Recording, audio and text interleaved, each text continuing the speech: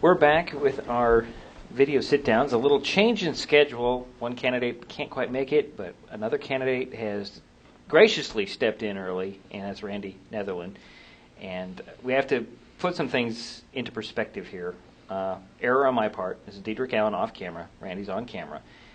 I failed to give Randy the proper heads up about the question, so he's not as prepared as some of the other candidates. And by the way, Randy is running for Mason County Commissioner, District 1, and you are an independent. Actually, I am registered as prefers no party. No Independent party, okay. is actually a party. Okay, so no party. We'll put no party down. So Randy, tell everybody about Randy Neatherlin. My name is Randy Neatherlin. I am a lifelong local here. They took me in North Mason when I was about 15 years old, and they took care of me. They made sure that I had Christmas presents under the trees, and I was invited to everybody's Thanksgivings, and that I had work and a great life out here.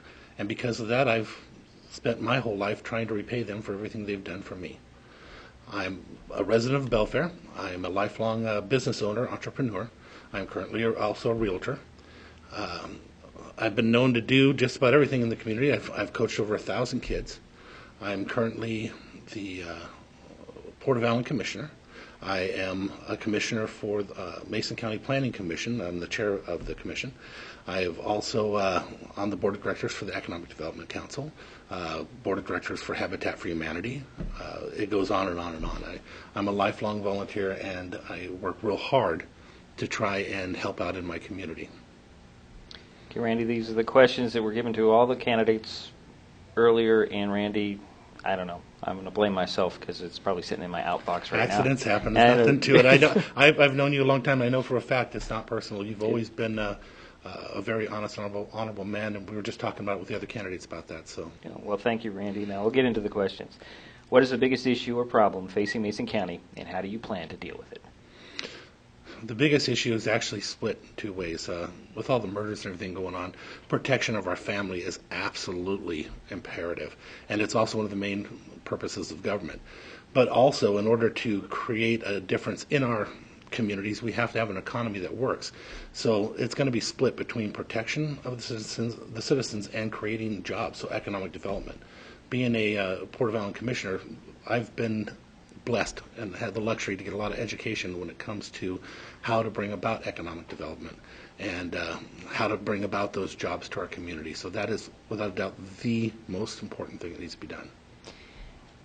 How do you propose to increase tax revenues to support current services in Mason County? Well, increasing revenues is different than raising taxes. So if you look at it just from the idea of raising revenues, we have to understand that in order to get more revenues, we have to have more money coming in. It's actually pretty simple. So we need to grow. We need to grow as an economy. Growth is not always a bad thing. We have our urban growth areas. One example would be the Belfair urban growth area. People may not realize, but that's been closed since 2009. They have not been allowed to subdivide, grow, or even put a house or any business out there. Now the sewer is open on the main downtown core. You have that small little area where you can, but the rest of the UGA is still closed. In order to generate revenue for the county, we have to open up our county.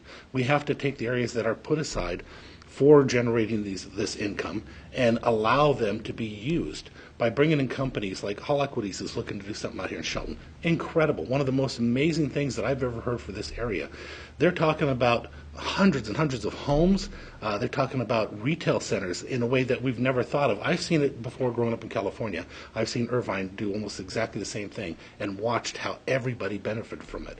Can you imagine the jobs and how many families will be able to feed their families when something like that happens, when Hall Equities can put the center just on this side of 101 from Walmart? They're talking shopping centers. You're talking, like I said, houses. You're talking jobs in retail and even industrial on the backside of it. You're even talking movie theaters. There's so much that will be created just by helping that one company that alone will bring revenue that we've never even thought of before, and it'll increase it in a way that we can finally afford to put the sheriffs on the street so we can have the protection to take care of our families. Do you have a specific plan to attract business and industry to Mason County, and can you summarize that plan? There is a plan for attracting business. we have to understand there's certain parts of bringing business in that you can't ignore. North Mason, again, I'm running for Commissioner of North Mason, but we have to understand a commissioner represents all of Mason County, not just north, south. But with that in mind, I still have a lot of knowledge about the north. And when you have a UGA that is closed, obviously, like we said, that's going to stop it. You have to open the UGAs.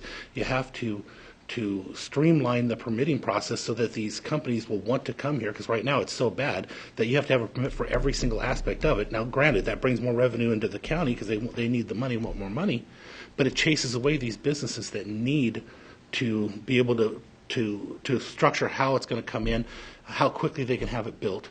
And by denying them a simple access to permitting and making it impossible to permit, we're keeping businesses out. Another thing that we need to do is, once again, we need to be more friendly to these companies that do want to come in. As it stands now, as a county, we're famous for actually being closed. We're famous for actually chasing them out of here. And if we cannot give them a friendly staff and a friendly environment to bring these businesses in, we'll never do it. We'll never get them. So in order to fix it, in order to bring them in, we have to be more open, we have to be more friendly, and we have to do things like lower our utilities costs. As a port commissioner, I learned that the two main things for bringing a business in is an educated workforce and the cost of utilities. People would never stop to think about that, but that is a constant drain on any new business that comes in. And the more people you have, the bigger the business, the more drain is going to be on the utility base. We're charging literally 3 times as much in Belfair as they are in our competitor, which is Kitsap County. It's a little more technical than you probably want to hear, but literally we're allowed 155 gallons per ERU. Out there, they're allowed up to 250. We pay about $96. They're paying that every 2 months. So literally, we're lucky we get less than 1/3 the capacity for the dollar. Now, if you're a company looking to come in, that's going to weigh you down, and you're going to see that as your bottom line killer, and you're not going to. We have to adjust things like the utility rates that the county does have influence on to bring these businesses in, and we will get more in the long run from it. Next question, Randy. What is Mason County's single biggest need? Anybody that watches the news right now knows it's protection. I understand and I believe in creating jobs, and jobs are going to fix a lot of our ills. But you know what? If we can't protect our families and we can't have enough officers on the street to protect each other, we're definitely in a situation where that's got to take a higher priority. I have a family. I don't want my kids, my wife, I don't want them in jeopardy. I can always scrounge and make $1. But if I don't have police protection out there to help protect them when they're out and about without me, what else do I have in life? My father used to tell me, son, never gamble with what you can't afford to lose. I can't afford to lose my family, and neither can any of us. So our biggest issue has to be protection. We have days where there's one officer out there without backup, traveling the whole length of the county. It may be during a transfer period where they're putting some in, putting some out. But the fact is, it's happening, and that's just not acceptable. I talked to an officer years ago, and this is one of the reasons why I got into politics in the first place. He explained how he had sat at the end of roads, and he was embarrassed, but he was too scared to go down there by himself, knowing that something bad could be there, and he had nobody to back him up. And like he said to me, he says, Randy, I have a family I have to take care of and I have to protect, and I wouldn't expect him to go down there. So we have to at least have enough officers to cover each other, so this way they can cover us. Last question for you, Randy. What is your vision for Mason County? My vision for Mason County is a county that's not north versus south. As it stands right now, that's what we hear about all the time. It's always the north got this or the south got that, or they don't have this and they don't have that. Republican versus Democrat. That's why I'm running prefers no party. We have to unite as one county to fix the problems that we have. We have to overcome our petty differences and work to get past the things that are standing in our way. We can't do that divided. A divided house will never stand. And my vision for Mason County is one where the government, the local government, actually represents all of our neighbors. Instead of taking us to court and lawsuits all the time, we've lost millions of dollars the last several years in lawsuits. That money could have been going for officers. Instead of putting the county employees in a position where they don't answer to anybody, and they literally act as though they're God sometimes, and they make a final say without any determination of whether it was right or wrong, and there is no appeals process. I see a county where you have an appeals process set up where you can come and put out your grievances with the county and actually have a citizen committee suggest what needs to be done. If you have an employee that's out of line, that needs to be handled. If you have a regulation that's being misinterpreted, and this way we can't have growth, we can't have a company build something that they should be allowed to, they need to have an appeals process. None of that exists. So we need to put aside our differences, work together, but at the same time, we need to open government in a way that is accessible, friendly, and fair to each and every one of us.